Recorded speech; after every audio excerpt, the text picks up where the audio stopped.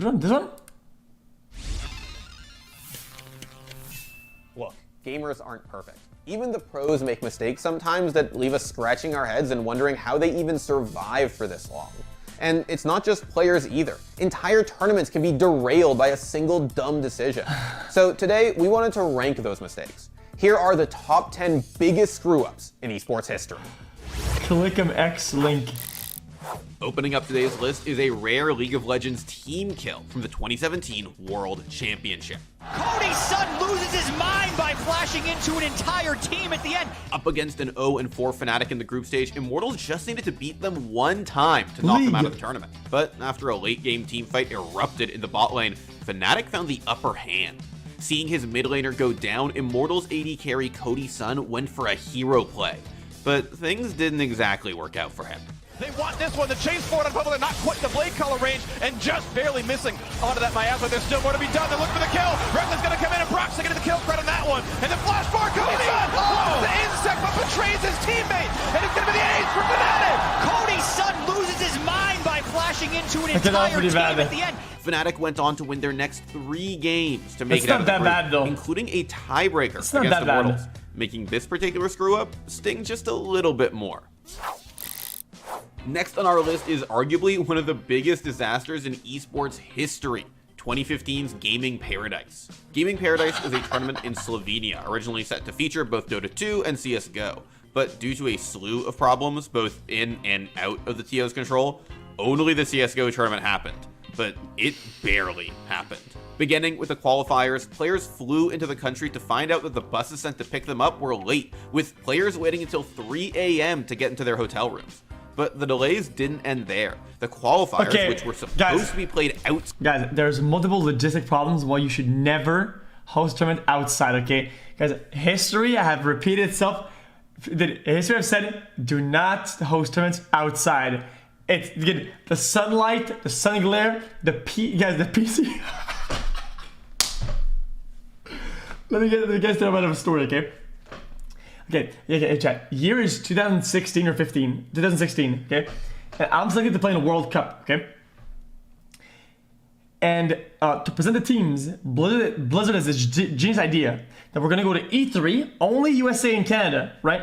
And we're gonna go on a stage and they'll present both team lineups as the main lineups for North America for the rest of World Cup, right? So we show up there, the stage is set up, and it's an outside stage. Outside in the fucking sun. Wait outside for like 5 hours, just doing like camera stuff or whatever. Wait outside the whole day. We finally get up on stage, and the way it was set up was like a V, right? Us against them, and the sun was blaring on us, right? And the sun in our eyes, and the enemy team were in the shadow, right? And I was like, it's not that bad, dude. You know, I can just go like this and squint my eyes a little bit, right, and play the game. Then we start playing, dude. I'm not kidding. Then we start playing the actual game, right? Dude, it was unplayable, okay? As soon as the enemy would turn a corner, my computer would just freeze entirely. And I couldn't see anything, it would just freeze.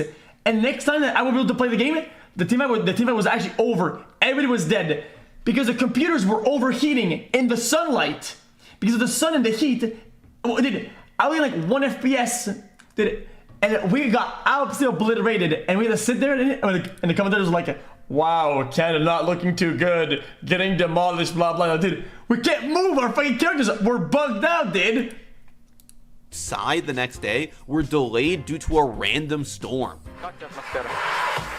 Вообще классно, но что-то, блядь, несерьезно. Ладно, we lost. Погода.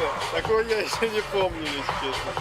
Но эта погода хуйня. Профессионально, как в футболе, реально. Вот уровень дошел. But at the main event a few months later, things only got worse. The actual tournament didn't have good PCs, the streams were riddled with technical issues, and oh yeah, the police showed up to confiscate players' passports because the tournament's financier didn't actually pay for room and board. First bad thing that happened today, one of our staff members from Gaming RS approached me and told me that he can't get his passport. And I really didn't know what is happening because who doesn't want to give passports to people because that's your personal ID. There's a good reason why we never got a Gaming Paradise 2. Coming in at number 8 is an embarrassing fail from Myth. Chad, if we could press F to pay respects. Rest in peace, bud. Myth is one of the most popular Fortnite players in the world, and at the game's first LAN tournament, everyone pegged him as a favorite. I think something that I'm super, so the main feeling that I'm feeling right now is like super anxious. I just want to get up there and just like play like, never mind with this interview, let me just on there, you know? But during the tournament, Myth got a little too close to the edge, making a mistake that's gone down in Fortnite history. Did like the last couple engagements, he saw an opportunity to take advantage, distraction. Oh my god! Myth just fell off the map! Myth just fell off the map. Did not stick the landing. Chad, if we could press F to pay respects. Rest in peace, bud. Myth just fell off the map. Well, based on what he said earlier, that's the one game that he's going to lose in this heat, right? I guess the one thing that I just don't want to do is die to fall damage. I have a record for doing that, so as long as I don't die to fall damage, I think I'm going to be pretty good. You know what I mean? As long as I don't die to fall damage. Taking number 7 on our list is the catastrophic Warcraft 3 Reforged launch tournament. We have no Breath of Fire, by the way. It is Drunken Haze, so big mischance on these Dragonhawks and a disconnect. I'm gonna assume Thorzain dropped, but I feel like Moon was on the way to holding this attack. Oof. Ooh, wow. Warcraft 3 Reforged was supposed to be one of the biggest games of 2020. Instead, it was a mess of bugs and broken promises. These bugs were not only painful to sit through, but they also ruined games. At the launch tournament, Thorzain was about to beat Moon, the best Warcraft 3 player of all time, but then got kicked out of the game before he could win. Twice. You're benched. Once this... And looks like another drop just happens. Oh wow. It got so bad, the tournament said screw it, and reverted the game back to its 20-year-old classic version. Not a great look for a launch tournament. Coming in at number 6 is the broken meta that terrorized Worlds 2015. The Dragon is still chasing the enemy AD carry. Lloyd's got to be careful, and down they go, a double kill. The Dragon value is big on this one. All is well. There's a triple kill. They're going for 4. For some reason, Riot decided to introduce a whole new type of champion to the game before Worlds, called Juggernauts, reworking a few champs to fit the new class. This ended up making Darius and Mordekaiser pretty broken. A big knockback, and that's the kill into Morgana. Azir goes down as well, but the dunks are coming through. A double kill for Balls, a triple kill for Balls. Holy cow, the kill for Balls. Holy cow, that's why team's been picking Darius. Add a broken Gangplank and a shallow jungle pool to the meta, and Worlds that year became a complete shit show. Thankfully, this mess taught Riot not to completely change their game right before the biggest tournament of the year. Coming in the halfway point on our list today is a mess up from Jensen at the 2017 LCS Spring Finals. Jensen didn't get his zone off, didn't get his ultimate off. He goes down in the critical fight. One game away from earning his first domestic title, all Jensen had to do was pop Zhonya's to avoid dying. Except he forgot to use it. Here we go. Here's Ray in as well. On this one, Scarrett's going to try and keep them out. Redemption down. Ray dives back, give it a hold. They kill Jensen. Jensen Jackson gets the kill, and now Ray. That was tough timing, though. Still trying to fight around, but he can't get into the fight. Smoothie far too low, goes down. This mistake not only cost Jensen a potential LCS title, but fans would continue to meme on him for his mistake for years. Even TSM BM'd him 2 years later when he met them in the 2019 LCS Spring Finals and they hovered Echo. Though this time, Jensen didn't make the same mistake, reverse sweeping TSM to win his first LCS title, and for some more icing on that cake, this time it was a TSM player who made the game-losing blunder. Sven, no quick silver sash. He is down. He is shut down. What is he doing? doing? The Baron. In Overwatch, pulling a C9 is when a team throws a map because they forgot to hop on the objective. It's an embarrassing mistake, and that's why it's taking the number 4 spot on our list. A classic C9. Oh, young Jin. Oh my god. That was actually a C9. That is a big old C9. The origin of how C9 got attached to this mistake stems all the way back to OGN's old Apex tournament. It's at this tournament where C9 forgot to hop on the objective 3 times in a row. Chat, look. Chat, guys, it's the old squad. Look. Gods, Surefour, Mendo. It's the boys, dude. In a row. Yeah, you heard me right. 3 times. He's got the whole hog. There's the pulse bomb going in and a couple kills Mendo does get the one onto Dongyun. Going on to that, and it looks like Afrika Blue. Did they just not touch the point? I guess not. Well, that was a bit odd. Arhan's going to get taken out. Can't really do much about that. Adam in trouble. Mendo trying to run away. Nobody's on the point! Are you kidding me? Again! What? This is what's been so annoying in the past, but Cloud9 with a great position. There's the self-destruct, though. Oh, the overtime! The overtime. Nobody was able to stay on the point. Truly a night that no one will forget. Our number 3 entry goes to the single most embarrassing screw-up in fighting game history. He's gonna have to do. Oh, he can't! No burst! So smart! Oh my God! Smart! Genius! So Oh, no, smart. not He this. couldn't burst because of the super. But Washiga thinks it's over! Lock down! He won the last round! And Ogawa doesn't care! He still got 65%! Oh my God! Washiga, no! Washiga, not like this! What are you What are standing you up for? standing up for? Why? Oh my God! Washiga thought it was over and stood up, and Ogawa gave him no remorse. That is exactly what happens. Don't have celebration with pop off. Oh my God! Ogawa calmly took the set before Washiga even realized his mistake, creating an unforgettable moment in Evo history that even reached traditional sports television. Ogawa won the semifinal match, eventually won the Evo tournament. As I said, he won the tournament. Yeah, the world's largest mistake led him to winning the tournament. Can we keep that celebration and go back to it several times? Both celebrations were good. First, I'm going to the tell you right second now, one. executive decision. Everyone shut up. For the last 30 minutes of the show, we're running that on a loop. Look, we've all picked the wrong hero by accident once, but have you ever had $34 million on the line when you misclicked? I don't think so.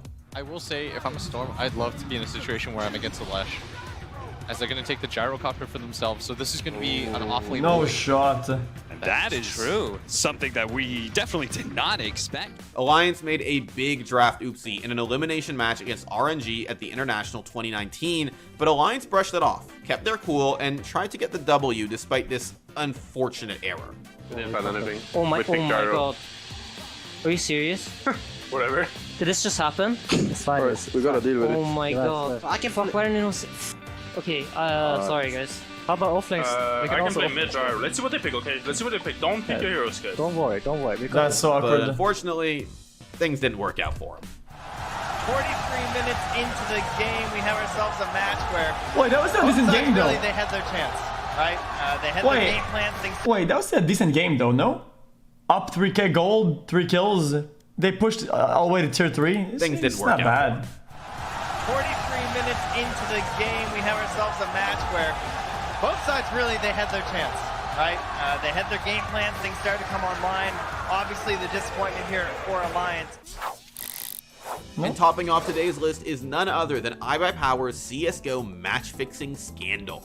We've just had like 5 players, 1 gambling dude, and the guy who runs Netcode Kites have just all received VAC right now. iBuyPower were one of the most exciting CSGO teams in the early days of the game, looking far and away like the best squad in NA, featuring burgeoning stars like Brax, then known as Swag. But all that hype came crashing down in August 2014, when iBuyPower... What map is this? And it's very weird to see Steel opting over Skadoodle. I don't know if Skadoodle's not feeling it right now or what is going on, but iBuyPower is definitely not playing like iBuyPower. Cutler's going to peek out and Steel is right here with the CZ. Doesn't go for the shot. He's going to try and get the flank off. He's going to have 2 right there. Can they line up for him? What is he doing? Okay, Why did he dude. hesitate so much? Okay, dude. Okay, guys. Cutler's going to peek out and Steel is right here with the CZ. Doesn't go for the shot. He's going to try and get the flank off. He's going to have 2 right there. Can they line up for him? What is he doing? Why did he hesitate so much? Doesn't matter. Has the CZ. Gets 1. Are they really just going to wait the timeout right now? Is this really happening? Oh, Skadoodle.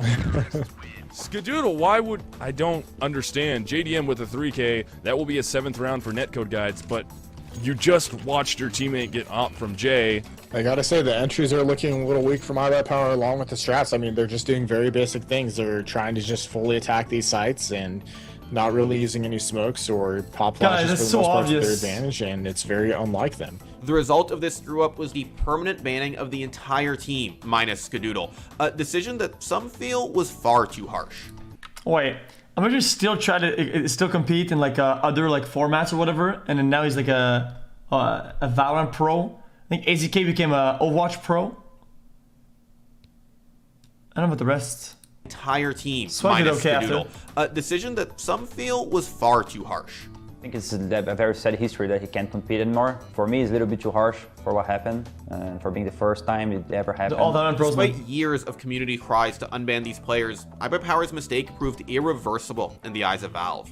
Sure, many of those players found new homes in Valorant last year, but this mistake robbed these guys who look to have very bright futures from truly competing for years. And for that, the iBuyPower scandal is the greatest and most unfortunate esports screw up. All right, folks, that's our chat. When I started getting good at Overwatch and I started getting high rank, I would snipe steal all day. Chat. Exactly the way that I hate it now, right? When I would hide behind corners and every time I would beat the corner, I would just solo shatter them, dude.